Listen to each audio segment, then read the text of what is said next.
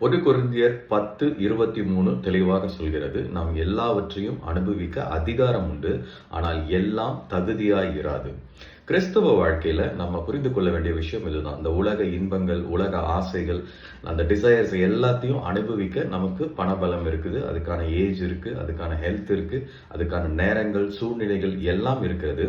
இருந்தாலும் அந்த காரியங்கள் கிறிஸ்துவ வாழ்க்கைக்கு, அந்த கர்த்தரோடு நடக்கின்ற அந்த பரிசுத்த வாழ்க்கைக்கு நம்மை தகுதிப்படுத்துகிறதா, இல்ல அதை தகுதி இழக்க செய்கிறதா என்பதை நம்ம பார்த்து கொள்ள வேண்டும். இந்த 1 கொரிந்தியர் 10:23 அந்த வசனத்தோட கன்கார்டன்ஸ் இன்னொரு இடத்துல பார்த்தீங்கன்னா 1 கொரிந்தியர் 6:12 வரும். இப்போ அந்த இடத்துல என்ன ரொம்ப தெளிவாக சொல்லப்பட்டிருக்கிறோமா, எல்லாவற்றையும் அனுபவிக்க எனக்கு அதிகாரம் உண்டு, ஆகிலும் எல்லாம் தகுதியாகிறது. அதாவது எல்லாவற்றையும் அனுபவிக்க எனக்கு அதிகாரம் உண்டு, ஆனால் நான் ஒன்றுக்கும் அடிமைப்பட மாட்டேன். அதான் ரொம்ப முக்கியமான விஷயம்.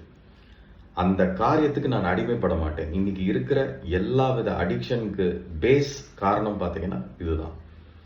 நமக்கு எல்லா அதிகாரம் இருக்கிறது, ஆனால் எந்த காரியம் நம்ம செஞ்சாலும் அது அந்த விதத்துல பக்தி விருத்தம் உண்டாக்க வேண்டும்.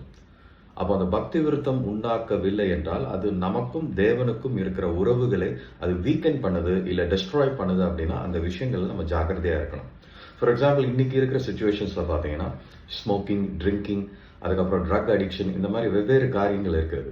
இது ஈஸியாக ஆக்சஸ் பண்ணக்கூடிய அதிகாரம் நமக்கு இருக்கு, அதை ஸ்பெண்ட் பண்ணி வாங்கக்கூடிய அதிகாரம் நமக்கு இருக்குது. பட் ஆனால் இதை செய்வதனால நமக்கு ஆண்டவரோட இருக்கிற அந்த தொடர்பு ஸ்ட்ரென்தன் ஆக்கப்படும் அப்படின்னு பார்த்தீங்கன்னா கண்டிப்பாக கிடையாது. அப்போ ஒருத்தன் இந்த ஸ்மோக்கிங்கோ, ட்ரிங்கிங்கோ, இல்லை சப்ஸ்டன்ஸ் அபியூஸ் எதுவாக இருந்தாலும் அவன் தன்னைத்தானே கேடுபடுத்திக் கொண்டிருக்கிறான். நாம் தேவனுடைய ஆலயமாக இருக்கிறோம், அவர் நமக்குள் வாசம் செய்கிறார். இந்த மாதிரி ஒரு சப்ஸ்டன்ஸை நம்ம அடிக்ஷனுக்குள்ள போகும்போது நம்மளுடைய பிசிக்கல் பாடி ஃபர்ஸ்ட் டேமேஜ் ஆகுது, அதோட நம்ம மைண்டும் மந்தமாக்கப்படுகிறது.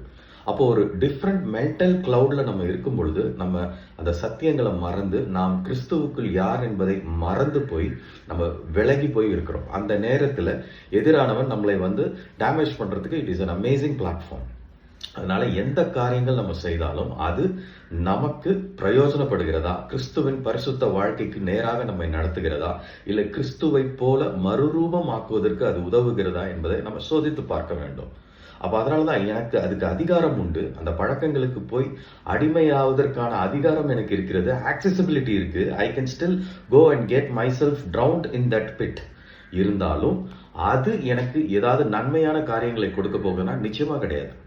அது இன்னும் மோசமாகி போய் இந்த பழக்கங்கள் நம்மளுடைய பிசிக்கல் பாடியை டேமேஜ் பண்ணி கர்த்தருடைய நாமத்தை மகிமைப்படுத்தி அநேகருக்கு விடுதலை கொடுக்க வேண்டிய இந்த பரிசுத்தமான இயேசுவால் படைக்கப்பட்ட அந்த ஆர்கன்ஸ் கொஞ்சம் கொஞ்சமாக டேமேஜ் ஆகி நாம ஜீவனை பேச வேண்டிய வாயில மரணத்தை அறிக்கையிட்டு நம்மளே மரணத்துக்குள்ள நேரா அழைத்து செல்ற பாதை தான் இந்த அடிக்ஷன் ஹேபிட்ஸ். அப்போ இந்த போதை வஸ்துக்களோ இல்லை இந்த ட்ரிங்கிங், ஸ்மோக்கிங் எதுவாக இருந்தாலும் அது நமக்கு ஒரு டிராப்பாக வைக்கப்பட்டிருக்கிறது. நீங்கள் கிறிஸ்துவுக்குள் அந்த டிரான்ஸ்ஃபார்மேஷனுக்குள்ள கிறிஸ்துவுடைய சீஷராக மாறுவதற்கு தடையாகவே ஆரம்ப காலத்திலே இந்த அடிக்ஷன்ஸ் விஷயங்களை நமக்கு முன்னாடி நிறுத்தப்படும் பொழுது, அது இந்த டெம்டேஷன்ஸ்ல விழும் பொழுது நாம் கர்த்தரை விட்டு விலகி நம்ம டோட்டலா டிஃப்ரெண்ட் இடத்துக்கு ஹைஜாக் பண்ணப்படுகிறோம். நிறைய பேர் ட்ரக் அடிக்ஷன்ல இருக்கிறவங்க அவங்களுடைய ஹிஸ்டரிஸ் கேட்டீங்கன்னா அவங்க தான் சொல்லுவாங்க. அதை ஏன் அந்த பழக்கத்துக்குள்ள போய் சிக்கினாங்க அப்படின்னு பார்த்தீங்கன்னா அதுக்கு ஒரு ரீசன் இருக்கும். அந்த ரீசனை நீங்க நல்லா அனலைஸ் பண்ணீங்கன்னா அவங்க சொல்ற விஷயம், எனக்கு அன்பு கிடைக்கவில்லை, என்னை யாரும் கேர் பண்ணல, நான் எதையோ இழந்திருந்தேன், எனக்கு சமாதானம் இல்லை, நான் எல்லாம் சோர்ந்து போயிருந்த உலகத்துல எனக்கு நிம்மதியே இல்லாத சூழ்நிலை இருந்துச்சு அப்படின்னு சொல்லிட்டு ஒரு ஹிஸ்டரி எல்லாம் சொல்லுவாங்க. பட் இந்த ஹிஸ்டரி எல்லாமே எதனால வந்துச்சுன்னா, நாம் கர்த்தரோடு நடக்காத காரியத்தினால, கர்த்தருடைய வார்த்தையை நம்ம தியானிக்காத காரணத்தால, கர்த்தரோடு நம்ம கரம் பிடித்து நடக்காத காரணத்தால, அவருடைய சத்தத்தை கேட்காத காரணத்தினால தான் அந்நிய சத்தத்துக்கு போய் விழுந்து அந்த பொய்களை நம்பி நாம் அடிமையாக்கப்படுகிறோம். இதுதான் இந்த அடிக்ஷன்ல வர விஷயங்கள். அப்போ அதனால் இதுக்கு என்ன தீர்வு உண்டு? மருத்துவ உலகத்திலையும் சரி, இந்த உலகத்துல இதற்கு தீர்வு உண்டா அப்படின்னு சொன்னா ஒரு பெரிய கேள்விக்குறி தான். அப்போ ஒரு சிந்தை பாதிக்கப்பட்ட மனிதன் தன்னுடைய சரீரத்தையும் கெடுத்துக்கொண்டு தன்னைத்தானே கெடுத்துக்கொண்டு அங்கு இருக்கிறவர்களை எல்லாரையும் அந்த பழக்கத்துக்குள்ள அழைத்து வருகிற தூதனாக அவன் மாறுகிறான். என்ன தூதன்? ஈவில் தூதனாக மாறுகிறான். பொதுவாகவே எல்லாருமே சொல்றது என்னன்னா, இந்த அடிக்ஷன்ல இருக்கிறவங்க என்ன சொல்லுவாங்க, எனக்கு ஸ்ட்ரெஸ் அதிகமா இருக்கு பிரதர், எனக்கு என்ன பண்றதுன்னு தெரியல, I have to just went out, so I smoke, I drink, I get into all kinds of bad habits. So this will give some kind of ஒரு எனக்கு ஒரு ஸ்ட்ரெஸ் பஸ்டராக இருக்கு. நிச்சயமா அது கிடையாது. அதுதான் இன்னைக்கு உலகத்தில் இருக்கிற பெரிய பொய். ஒரு இந்த மாதிரி காரியங்கள் நம்மளுடைய ஹெல்த்தை இம்ப்ரூவ் பண்ணோம்னா நிச்சயமா இம்ப்ரூவ் பண்ணாது. நம்மளுடைய மைண்டை ஸ்ட்ரென்தன் பண்ணோம்னா நிச்சயமா பண்ணாது. அப்போ நமக்கு முன்பாடி இந்த காரியங்களை செய்வதனால நமக்கு ஒரு சமாதானம் கிடைக்குதுன்ற அந்த பொய் வைக்கப்பட்டிருக்கிறது. நாம் அதை விசுவாசித்திருக்கிறோம். அதனால தான் அந்த சப்ஸ்டன்ஸ் அபியூஸ்ல இருந்து எல்லா காரியத்துக்கும் அடிக்ஷனுக்குள்ள நம்ம போறோம். ஆனா வசனம் என்ன தெளிவாக சொல்கிறது? நான் உங்களுக்கு என் சமாதானத்தை தருகிறேன் என்று இயேசு கிறிஸ்து சொல்கிறார். உலகம் தரக்கூடிய சமாதானம் அல்ல. ஏன்னா இந்த உலகம் தரக்கூடிய சமாதானம் நிரந்தரம் கிடையாது. It is a paid. அந்த நேரத்துக்கு அது ஏதோ விடுதலை தர மாதிரி, ஆறுதல் படுத்துற மாதிரி இருக்கும். ஆனால் அது நம்மை விடுதலையாக்காது. இன்னும் மோஸ்ட் டேஞ்சரஸ் பாத்வேக்குள்ள எடுத்துட்டு போய் நம்மளை விட்டுறோம். அதனாலதான் அந்த வசனம் தெளிவாக சொல்கிறது, அதிகாரம் உண்டு, அனுபவிக்க, செயல்படுத்த எல்லாத்துக்கும் எனக்கு அதிகாரம் உண்டு. Nobody can stop. அந்த அதிகாரம் இஸ் அ ஃப்ரீ வில். ஆனால் இதை நான் செய்வதனால் அது எனக்கு கிறிஸ்துவின் வாழ்க்கைக்குள்ள தகுதிப்படுத்தாது. அது என்னை தகுதி இழக்க வைக்கிறது அப்படின்னும் போது அதை விட்டு நாம் விலக வேண்டும். It is a paid. அப்ப அதுதான் ஆண்டவர் தெளிவா சொல்லுகிறார். எனக்கு என்னுடைய உடலை கெடுத்துக்கொள்ள முடியும், என்னுடைய சிந்தனையை கெடுத்துக்கொள்ள முடியும், என்னுடைய வாழ்க்கை மகிமையான காரியங்களை ஆண்டவருக்கு செய்யாதபடி அழிவுள்ள காரியங்களை செய்வதற்கு என்னை நான் செயல்படுத்திக் கொள்ள எனக்கு அதிகாரம் இருக்கிறது. ஆனால் இருந்தாலும் அது என்னை என்ன பண்ணும்? மரணத்துக்கு நேரம் அழைத்து செல்லும். நம்ம அந்த காரியங்களுக்கு அடிமையாகி விட்டோம் என்றால் we are chained there to that sin. அப்போ மனம் திரும்பி நம்ம தேவனிடத்துல போகாத வரைக்கும் அந்த இடத்துல டேமேஜஸ் ஆயிட்டே இருக்கும். அப்போ நிறைய யங்ஸ்டர்ஸ் இன்னைக்கு இந்த ட்ரக் அடிக்ஷன்ல மாட்டுக்கிறாங்க. அவங்களுக்கு என்ன அப்படின்னா, இது ஏதோ ஒரு சந்தோஷத்தை தருகிறது, இது ஏதோ ஒரு எனக்கு ஒரு விடுதலையை தருகிறது அப்படின்ற ஒரு காரணங்களுக்காக அதுல போய் விடுறாங்க. இனிஷியலா அவங்க கண்ட்ரோல்ல இருந்தாலும் கொஞ்ச நாள் கழிச்சு அந்த சப்ஸ்டன்சஸ், அந்த விஷயங்கள் அவங்கள கண்ட்ரோல் எடுக்க ஆரம்பிச்சிடும்.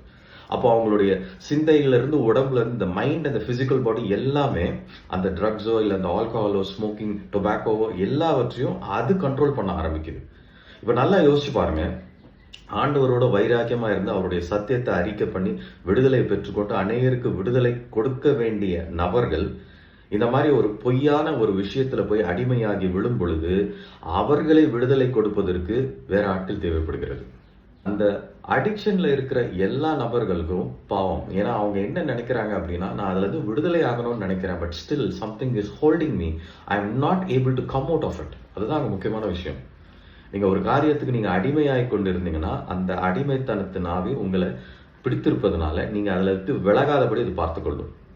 எனக்கு அது செய்யக்கூடாதுன்னு ஆசைதான், அதை செய்யக்கூடாதுன்னு தான் நினைக்கிறேன். இருந்தாலும் எனக்குள்ள இருக்கிற பாவம், எனக்குள்ள இருக்கிற அந்த காரியம் அதுல நான் விடுதலையாகாதபடி என்னை அடிமைப்படுத்தி கொண்டிருக்கிறது.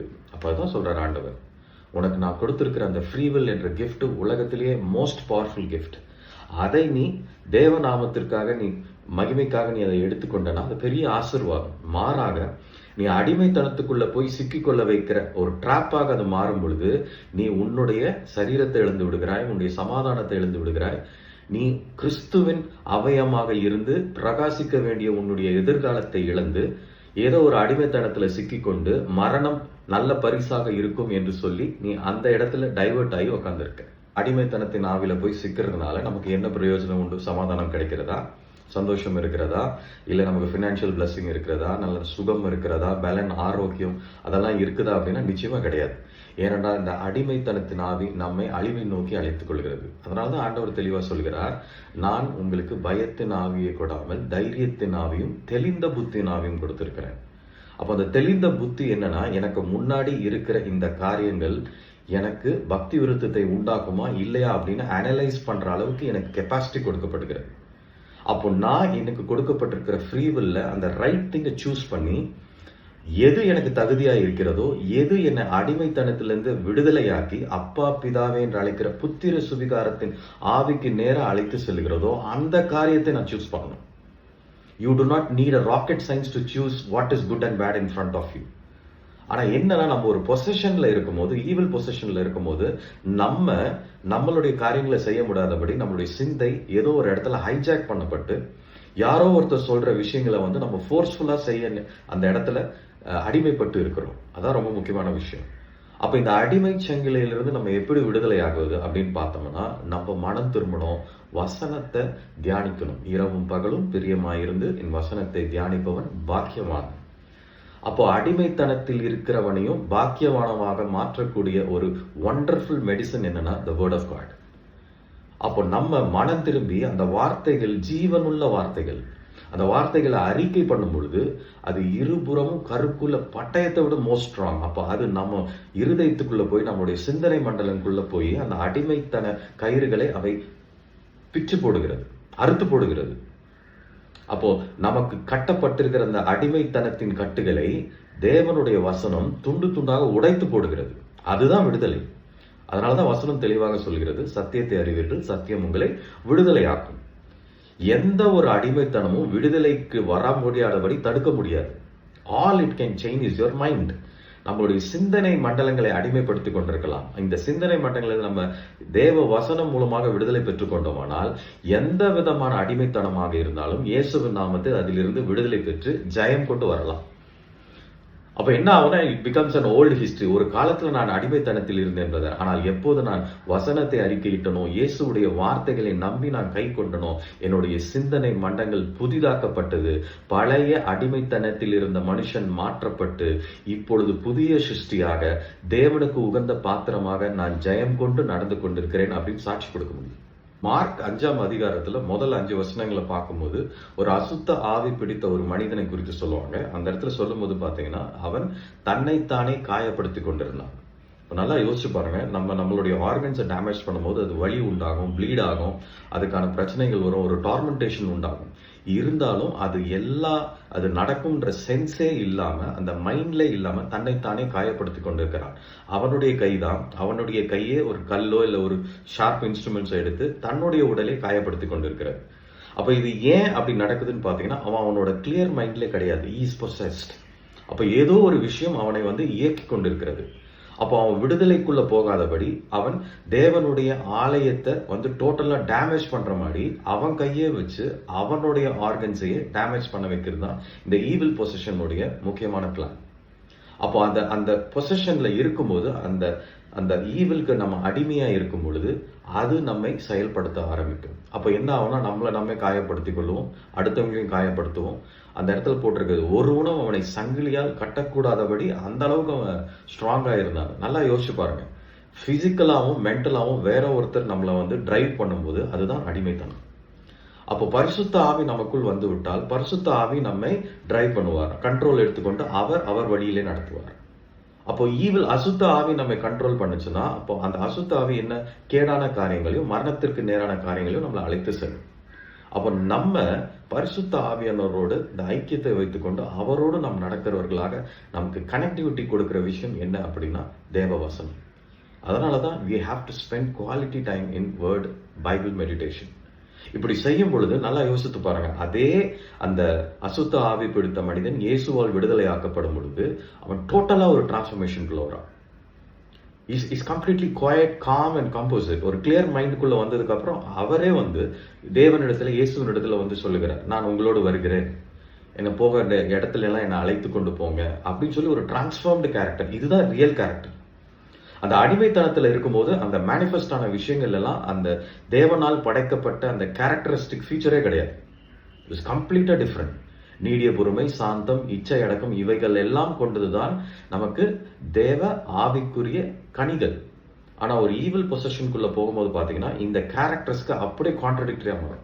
கோபம், எரிச்சல், கசப்பு, வைராக்கியம், டேமேஜ் பண்றது, அடிக்க நினைக்கிறது, கொலை முயற்சி, இந்த காரியங்கள்லாம் ஒரு ஈவில் பொசிஷன்ல இருக்கும்போது ஆட்டோமேட்டிக்கா மேனிஃபெஸ்ட் ஆக ஆரம்பிச்சு. அப்போ இயேசுவால் அந்த பிசாசு பிடித்த மனிதன் விடுதலையாக்கப்பட்ட பொழுது அவன் கிளியர் மைண்டட் ஃபெலோவா, காமன் காம்போசிட்டா அவன் எழுந்து உட்காந்து ஆண்டவர் இடத்துல உட்காந்து பேசிக்கொண்டு இருக்கிறான். ஆண்டவர் நமக்கு அருமையான எதிர்காலத்தை பிளான் பண்ணி வச்சிருக்காரு. நம்மளை முற்றிலும் ஜெயம் கொள்கிற வாழ்க்கை, சமாதானம், சந்தோஷம் நிறைந்த வாழ்க்கை, நம்மை கிறிஸ்துவுக்குள் தகுதிப்படுத்துகிற காரியங்கள் எல்லாம் நம் கண் முன்னால வைக்கப்பட்டிருக்கிறது. நாம் கர்த்தருடைய சத்தத்தை கேட்டு அதன்படி நடந்தோமானால் நாம் தகுதியான காரியங்களை, பக்தி விருத்தம் உண்டான காரியங்களை மாத்திரம் நம்ம சூஸ் பண்ணி இயேசுடைய பிள்ளைகளாக புத்திர சுவிகாரத்தின் அதிகாரத்துல நம்ம வாழ்க்கையில ஜெயம் எடுக்கலாம். இப்போ அடிமைத்தனத்தின் ஆவி நமக்கு முன்பாக ஒரு டெம்டேஷனா உட்கார்ந்து இருக்குது. அதற்கு எந்த பவரும் கிடையாது unless we give power to it. அப்போ அசுத்த ஆவிகளுக்கும் பிசாசுக்கும் எந்த அதிகாரம் கிடைக்காது. ஆனா நம்ம அதை விசுவாசிக்கும் போது, அந்த பொய்களை நம்ம நம்பும் பொழுது, கர்த்தருடைய வார்த்தையை விட்டு விலகும் பொழுதுதான் அந்த இடத்துல அவைகளுக்கு பவர் கிடைக்கிறது. அப்போ அந்த temptation is always waiting at your door step. நம்ம ஒரு பாதை தவறாக எடுத்து வைத்து விட்டாலும், கர்ச்சிக்கிற சிங்கம் போல எப்போது விழுங்கலாம் என்று காத்து கொண்டிருக்கிற அந்த டீம் நம்மளை இழுத்துரும். அதனால தான் நம்முடைய வாழ்க்கையில எந்த காரியமாக இருந்தாலும் நாம் ஜபிக்க வேண்டும், ஆண்டவரிடத்துல கேட்க வேண்டும். ஆண்டவரே, இது சரியா தவறா, இதை நான் செய்யலாமா வேணாம். அந்த கனெக்டிவிட்டி வித் கிரைஸ்ட் ரொம்ப முக்கியமான விஷயம். அப்படி ஒரு விஷயம் இருந்துச்சுன்னா நம்ம எந்த அடிமைத்தனத்திலையும் போய் சிக்க முடியாது, எந்த விதமான டிராப்லையும் நம்ம போய் சிக்கிக் கொள்ள முடியாது. ஏனென்றால் நமக்குள்ள இருக்க ஆவியானவர் கரெக்டா நமக்கு இன்ஸ்ட்ரக்ஷன் கொடுப்பார்.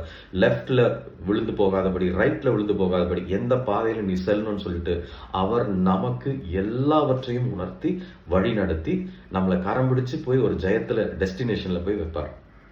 அதனாலதான் தேவனோடு இருக்கிற அந்த ஐக்கியம் ரொம்ப முக்கியமான விஷயம். இந்த ட்ரக் அடிக்ஷன் இல்லை இந்த ஆல்கஹால் மற்ற எந்த விதமான அடிக்ஷனாக இருந்தாலும் அதிலிருந்து விடுதலை ஆகணும்னா முதல்ல வசனத்தை நம் கண் முன்னாக நிறுத்த வேண்டும். கிறிஸ்துவின் வல்லமை அறிந்து கொள்ள வேண்டும். அடுத்து கிறிஸ்துவுக்குள் நாம் யார் என்பதை நாம் அறிந்து கொள்ள வேண்டும். அப்போ ஆவியானவர் அந்த இடத்துல நமக்கு ஒரு டீப் கன்விக்ஷனை கொடுப்பாரு.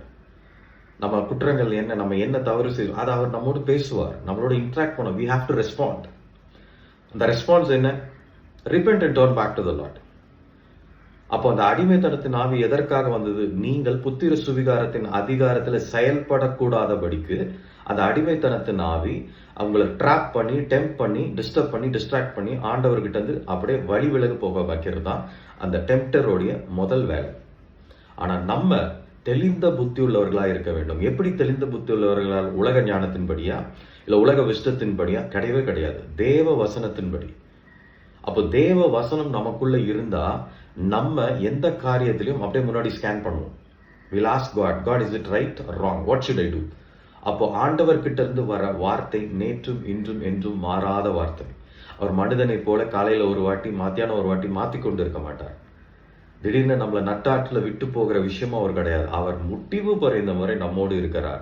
நம்மை அவர் சாயல் படைத்ததுனால நம்மை கடைசி வரையும் நம்ம கரம் பிடிச்சு நடத்தி ஜெயம் கொள்கிற வாழ்க்கைக்கு அவர் நமக்கு துணை நின்று நடத்துகிறார்.